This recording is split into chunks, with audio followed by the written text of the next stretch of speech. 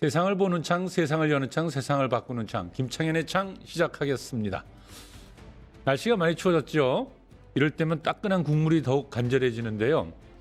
지식을 국밥처럼 후를 말아 드시는 시간입니다. 맛있는 지식국밥 시작하겠습니다. 중미 지역 인구 1천만 명의 소국 온두라스에서 지난달 30일에 대선이 시행됐는데요. 개표 과정에서 시스템 문제가 발생해서 큰 혼란을 겪고 있습니다.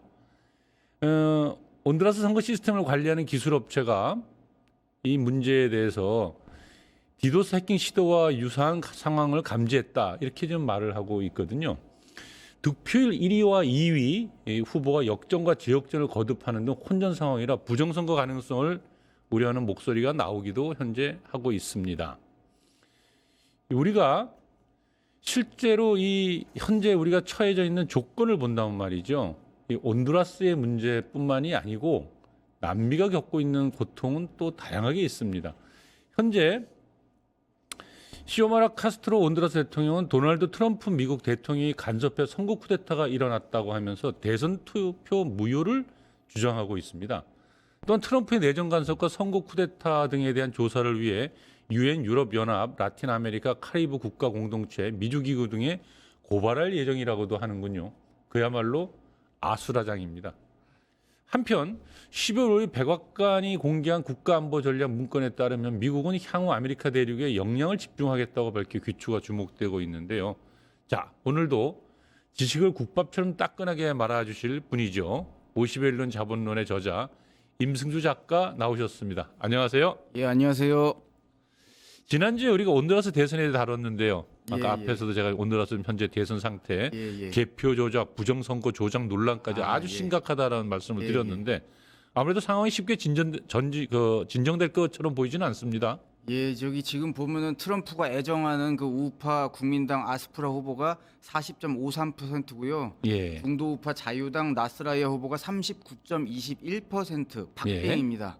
예. 게다가 이제 말씀하신 것처럼 부정 시비 논란까지 있다 보니까 선거 결과를 쉽게 받아들이기도 어려운 상황인데요. 실제로 2위 나스라야 후보가 뭔가 좀 사기 패턴이 발견됐다면서 이 재검표를 요구를 하고 있고요. 하지만 또 미국 국무부는 지금 1등이 트럼프가 애정하는 상황이다 보니까 지금 뭐라고 그러고 있냐면은 선관위 보고, 그러니까 심지어 그 온두라스 선관위를 보고 신속하게 선거를 인증해야 한다라고 오히려 압박을 가하고 있습니다. 이제 미국이 이제 온두라스 선거관리위원회까지 압력을 행사하는 이제 모양새네요. 오지랖이 태평양이지 뭐. 아이고 참. 그래서 그야말로 막장인데 예. 온두라스 선관위 입장은 뭔가요? 예. 온두라스 선관위가 지금 밝힌 바에 따르면은 이 14.5%의 집계표에서 이 불일치가 발견했다라고 하면서 11일에는 이제 지난 11일에는 재검표가 이루어질 거다라고 발표를 했습니다. 그래서 진짜 이 재검표에 들어간 상황이고요. 그 전체 투표함 19,000여 개 중에서 2,700여 개의 투표함을 재검표를 진행한다고 합니다. 참고로 온두라스 법에서는 선관위 위원 3명 중에 2명이 승인해야 선거가 이제 인정이 된다고 하는데요. 이 대선 결과 발표 법정 기한이 11월 30일이라고 합니다.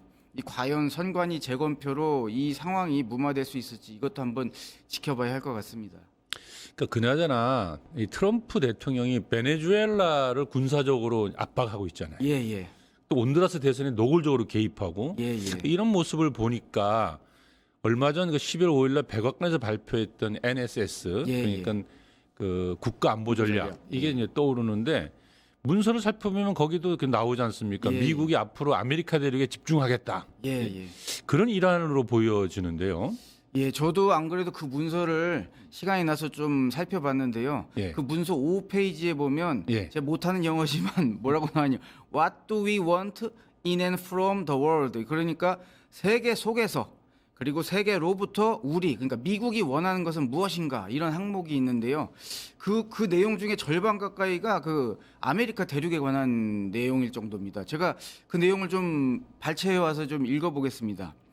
우리는 서반구, 그러니까 아메리카 대륙이죠. 서반구가 적절한 수준의 안정과 건전한 통치 구조를 유지하여 대규모 이민이 미국으로 유입되는 것을 방지하고 억제할 수 있기를 원한다. 우리는 서반구의 각국 정부가 마약 테러 조직, 카르텔 그리고 기타 초국가적 범죄 조직에 맞서 우리와 협력하는 지역이 되기를 원한다. 우리는 서반구가 적대적 외국 세력의 침투나 중국을 얘기하는 거겠죠. 핵심 자산에 대한 소유권 예. 장악 시도로부터 자유로운 지역 그리고 핵심 공급망을 뒷받침할 수 있는 지역이 되기를 원한다. 그리고 우리는 미국이 전략적으로 중요한 지역 거점들에 지속적으로 접근할 수 있는 조건을 보장받기를 원한다. 즉 우리는 멀로 독트린에 대한 트럼프식 보안 원칙을 분명히 주장하고 집행할 것이다. 이렇게 얘기하고 있습니다. 그러니까 멀로 독트린에 대한 트럼프식 보안 원칙인데, 예. 그러니까 미국이 여기저기 이제 전 세계를 무슨 패권 국가가 경찰 예. 국가처럼 이렇게 막 쑤시고 다닐 게 아니라 예. 자기 구역이라도 튼튼히 예, 지키자 뭐 이런 거잖아요. 예. 지금. 그 멀로 독트린이 1823년 그러니까 한 200년 전에 예. 이 미국의 힘이 지금보다 훨씬 약하던 시절에 여기 이 아메리카 대륙은 내 구역이니까 제발 니들 유럽 여기 좀 신경 쓰지 마라. 예. 약다구니를 썼던 그 선언인데 지금 21세기에 와서 트럼프가 힘이 그걸 다시 소환하고 있는 겁니다. 한마디로 미국의 현실이 지금 녹록지 않다. 지금 힘이 딸리고 있다. 그런 거를 반영한 거 아닌가 싶기도 하고요. 제가 이게 방금 읽어드린 내용에서도 뭔가 그런 내용이잖아요. 뭔가를 방지하고 억제하고 지키고 포장받고 이런 식의 수세적이고 방어적인 표현이 가득합니다. 제가 이 국가안보전략 문서를 좀 꼼꼼히 들여봤어요. 15쪽부터는 아예 무슨 지역별로 이렇게 나눠가지고 지역별 전략이 쭉 나오는데 거기서 가장 먼저 그리고 가장 많이 등장하는 게 바로 또 서반구 아메리카 대륙입니다. 이 부분을 읽어보면 참 미국이 노골적이라는 게 그 문구가 뭐가 나오냐면요. 우리는 미국의 원칙과 전략에 대체로 부합하는 정부, 정당, 사회운동을 지원하고 장려할 것이다. 이거 딱 온두라스 선거 상태잖아요. 그렇네요, 진짜. 그리고 또 미국의 전 세계 군사 배치를 재조정해가지고 서반구에서 발생하는 긴급 위협에 대응하도록 해야 한다. 지금 항공모함 다 베네수엘라 쪽으로 옮겼잖아요. 딱 이게 베네수엘라 군사 위협 얘기거든요. 그러니까 아메리카 대륙을 지키기 위해서 집중하자 이런 이야기는 예. 그러니까 뒤집어서 생각해 보면 말이죠. 예. 아메리카 대륙에서조차도 밀리고 있다라는 것을 의미하잖아요. 예, 예, 예. 그러니까 제가 보니까 전에 조금 전에 읽어주신 내용에서 보면 예. 적대적 외국 세력의 침투나 핵심 자산에 대한 소유권 장악 시도 예. 이런 언급이 나오고 있습니다. 예, 맞습니다. 예. 그래서 보면 또 이 문서 17페이지에 또 이런 내용이 나옵니다. 비서반구 경쟁자들 중국이겠죠. 비서반구. 이미 우리의 서반구에 상당한 영향력을 구축했으며 예. 이는 현재 미국을 경제적으로 불리한 위치에 놓이게 하고 미래에는 전략적 위험을 초래할 수 있다. 이러한 외부 세력의 침투를 강력한 반발 없이 그대로 두는 것은 최근 수십 년간 미국이 저지른 또 하나의 중대한 전략적 실수가 될 것이다. 뭐 이렇게 나오면서 또 우리의 동맹 조건과 지원 조건은 그러니까 중남미 국가에 대한 지원 조건이겠죠. 적대적 외부 영향력을 축소시키는 데 맞춰져야 하며 뭐 이런 식으로 자기들도 지금 똥줄 탄다는 거를 그대로 쓰고 있습니다. 그냥. 근데 중남미 국가들은 원래 미국의 영향력이 강하게 작동하는 예, 곳이잖아요. 그러니까 경제적으로도 상당히 미국의 영향을 많이 받고 군사적으로도 압박을 받고 예, 예. 정치적으로도 아주 상당히 묶여 있는 곳인데 예. 이런 지역에서 반미 좌파 정부들이 자꾸 들어선다고 하는 것은 예. 그건 어찌 보면 좀 자업자득 아니냐 이런 생각이 들거든요. 지팔자 지가 꼬은 거죠. 이 중남미 국가들이 예. 뭐 괜히 가까운데 좋은 이유도 있는데 저 멀리 있는 애랑 그러니까요. 교류를 할 리가 없잖아요. 이게 보면은 음. 중국이 또 그러한 틈새를 잘 노려가지고 지금 치고 들어간 굉장히, 거죠. 예, 예. 관계를 구축하고 있습니다. 그러니까 제가 보니까 말이에요. 이게 경제적으로 예. 수탈하고 군사적으로 압박하고 이러니까 자꾸 이제 관계가 더 상해하게 되면서 그 틈바구니 중국이 들어갔다 이건데 예, 예. 우리도 왜 일본하고 이렇게 가까운 이웃으로 붙어 있지만 별로 사이가 안 좋은 거하고 비슷한 것 같아요. 제가 보니까. 예, 예, 예. 근데 그 미국이 국가안보 그 전략, 기법 예. 안보 전략 문서에 보면은 적대적 외부 영향력을 자꾸 여러 번 얘기하고 있는데 그게 결국 중국이잖아요. 지금. 그렇죠. 예. 현재 중국이 어느 정도로 중남미 국가들 속으로 파고 들어갔나요? 일단 뭐 여러 측면에서 볼 수 있지만 가장 중요한 게 경제니까요. 네. 이 경제적 차원에서 보면 이미 중국은 남아메리카 최대 교역국이고요. 미국은 예전에 제쳤고요. 네. 중미까지 합쳐서 보더라도 미국에 이어서 두 번째로 큰 교역 상대국입니다. 2000년에는 사실 한 120억 달러에 불과했거든요. 중국이랑 중남미 교역액이. 그런데 2020년이 되니까 3,150억 달러로 폭증했고 2035년에는 7천억 달러가 넘을 것으로 전문가들이 전망을 하고 있습니다. 안 그래도 이제 지난 2023년에는 중국이랑 중남미 간 무역액이 사상 최대치인 4,890억 달러에 달했고요. 이게 어느 정도 규모냐면은 중국 전체 교역량의 8.2%를 차지합니다. 특히 또 이 브라질은 이 미국이랑의 교역량보다 중국이랑 교역을 하는 게 그 2배입니다. 그래서 이 남미 지역의 국가들 상당수가 이미 중국과 제1의 무역 파트너가 되어 있고요. 중남미 같은 경우는 이제 중국의 식량 공급원으로서 급부상해서 2010년부터 2022년까지 중국 식량 수입의 한 3분의 1 정도를 공급했고요.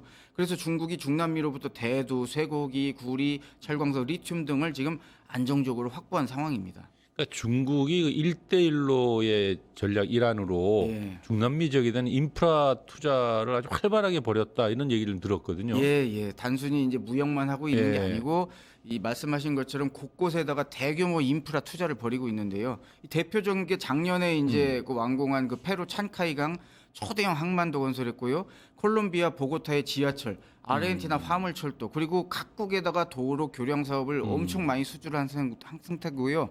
에너지 분야에서도 아르헨티나의 대형 태양광 단지라든지 수력 발전소, 그리고 브라질과 칠레의 전력망을 인수하는 등 지금, 그리고 통신 같은 경우도 화웨이가 이 5G 인프라 구축을 전역에 활발하게 하고 있습니다.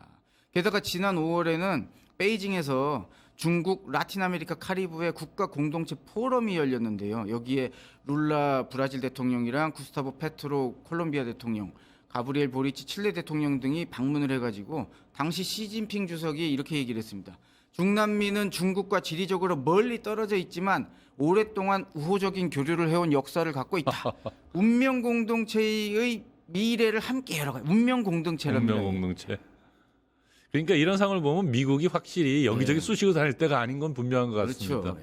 그러니까 12월 5일 날 백악관이 발표했던 국가안보 전략 예. 이걸 이제 공개하고 나서 예. 또 재밌는 거는 왜 중국이 예. 중국 운명 공동체 구축 구상을 중남미와 운명 공동체를 만들겠다는 구상을 정책 바로 문건으로 내놨죠. 내놨잖아요. 바로 내놨죠. 뭐 장군 멍군 같아요. 예. 장 받아라 멍군이다 예. 막 이런 거 하는 건데 이 도널드 트럼프 대통령이 딱 발표하고 나니까 예. 12월 10일에 중국에서 중국의 라틴 아메리카 및 카리브해 정책 문건이라고 하면서 제목이 이렇습니다. 중국 중남미 운명 공동체 공동거설 5대 공정. 뭐 이래 가지고는 그걸 함께 추진한다고. 이제 미국한테 얘기하는 거예요. 니들 앞마당, 너 우리 장마당이다 이제. 네? 그래서 그 5대 공정이 뭐냐면은 단결, 발전, 문명, 평화, 민심 딱 나눠 가지고 이제 쫙 쓴 건데요. 제가 그 미국이랑 중국 양쪽 문서를 시간이 많잖아요. 뭐 집에만 있고 작가니까 쫙 한번 읽어봤어요. 읽어보니까 그랬더니 이게 참 뭐 재밌는 흥미로운 차이가 뭐냐면 예. 자기들 얘기를 썰을 푸는 톤에서 큰 차이가 있습니다. 미국 같은 경우는 좀 이기적인 거예요. 이 자기들의 패권 유지를 위해서 중남미 국가들을 장기 말처럼 대상화시키고 이렇게 자기 좌지우지하려는 느낌이라면 중국 같은 경우는 이 중남미 국가들과 우리가 남이가 이러면서 누이 좋고 매부 좋게 서로 좋은 윈윈을 하자. 그런 식으로 이 접근하는 게 너무 큰 차이로 보였어요.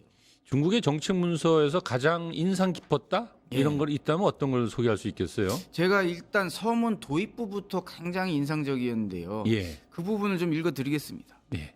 뭐라고 해야 되냐면 현재 세계에서는 100년 만의 대전환이라고 불릴 변화가 가속화되고 있으며 국제적 힘의 균형에도 중대한 이동이 일어나고 있다. 글로벌 사우스는 강한 성장 동력을 바탕으로 부상하고 있으며 인류의 진보에서 점점 더 중요한 역할을 수행하고 있다. 한편으로 세계는 저조한 경제 성장, 빈번한 지역 분쟁과 혼란, 그리고 국제 평화와 안보를 훼손하는 일방주의적 강권 정책, 트럼프 얘기네요. 직면하고 있다. 인류 사회는 전례 없는 도전에 직면해 있다. 다 이렇게 얘기를 하고 있더라고요. 야, 그러니까 한마디로 말해서 지금 이제 이 가는 말이 와야 오는 말이 고운 법인데 예. 미국은 이제 중국의 진출을 보면서 외부 세력 침투 막 이렇게 표현을 하지만 예. 사실 중남미 국가들은 스스로 자기 출구를 좀 찾는 게 아닐까 싶은데요. 예. 중국과 거래하는 쪽이 여러모로 이득이 되니 말이죠. 예. 이 보면은 이 그런 의미에서 미국의 이 국가 안보 전략이라고 하는 것은 중남미를 파트너가 아니라 관리 대상, 뭐 완충지대로 보는 시선이 너무 노골적인 문제입니다. 그러니까 예. 이민자 막자, 카르텔 잡자, 예. 뭐 외부 세력 못 들어오게 해야 된다, 뭐 이런 얘기뿐이잖아요. 그러니까. 이런 파렴치한 내용이 담긴 문서를 부끄러운 줄도 모르고 떡하니 세상에 공개한다는 게 참 어처구니가 없다고 저는 봅니다. 반면에 중국 문서는 최소한 상대를 파트너로 인정하지 않습니까? 어쨌든 같이 잘 먹고 잘 사자고 하거든요. 뭐라고 하냐면 이제 여기 보니까 뭐 중국과 중남미 국가들은 인류 운명 공동체의 일원으로서 손을 맞잡고 함께 나아가고 있다. 이 공동체는 평등을 기초로 삼고 호혜와 상생을 동력으로 하며 개방성과 포용성으로 생기를 얻고 인민의 복지를 지향한다. 뭐 이런 내용들이 물론 사탕 발림일 수도 있지만 미국은 이 사탕 발림조차 없다는 게 문제입니다. 이 정치와 외교라는 게 결국에는 이 국민이나 국가의 마음을 얻는 일일 텐데 언제까지 자국 중심의 일방 외교가 먹힌다고 생각하는지 이 미국은 스스로 돌아봐야 되지 않나 싶습니다. 그렇네요. 그러니까 미국은 담장을 높이자고 하고 중국은 길을 내놓자 뭐 이렇게 표현을 예, 하고 있단 예. 말이죠. 그러니까 지난 200년 동안 중남미를 앞마당으로 불렀던 미국이 왜 이웃들의 마음을 잃었는지 자국 이익만 앞세운 이번 국가안보전략 문서가 그 답을 극명하게 보여주는 것 같습니다. 예, 예. 결국 외교도 사람의 마음을 얻는 일이지요. 힘으로 누르는 패권보다 실리와 명분을 제한하는 파트너십이 설득력을 얻기 마련입니다. 중남미 국가들의 선택은 우리에게도 시사하는 바가 크다 할 것입니다. 오늘의 국밥 한 끼 든든하셨나요? 함께해 주신 임승수 작가님 고맙습니다. 감사합니다. 파타타타 증권통합